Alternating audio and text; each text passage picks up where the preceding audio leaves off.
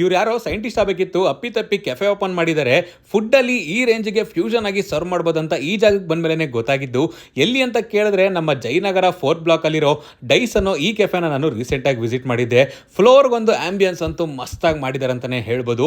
ಮೊದಲಿಗೆ ನಾವಿಲ್ಲಿ ಟ್ರೈ ಮಾಡಿದ್ದು ಮ್ಯಾಂಗೋ ಆನ್ ದ ರಾಕ್ಸ್ ಅಂದ್ಬಿಟ್ಟು, ಇದು ಬಂದು ಡಿಫ್ರೆಂಟ್ ಆಗಿ ತಿನ್ನೋದಕ್ಕಂತೂ ಸಕಾಲಾಗಿತ್ತು ಅಂತಾನೆ ಹೇಳ್ತೀನಿ. ಆಮೇಲೆ ಸ್ಟಾರ್ಟರ್ಸ್ ವಿಚಾರಕ್ಕೆ ಬಂದ್ರೆ ನಾಚೋಸ್ ಕ್ರಶ್ ಚಿಕನ್ ನ ಫಸ್ಟ್ ಗೆ ಟ್ರೈ ಮಾಡಿದ್ವಿ. ಹೊರಗಡೆ ಕ್ರಿಸ್ಪಿ ಆಗಿ ಸಕಾಲಾಗಿತ್ತು ತಿನ್ನೋದಕ್ಕೆ.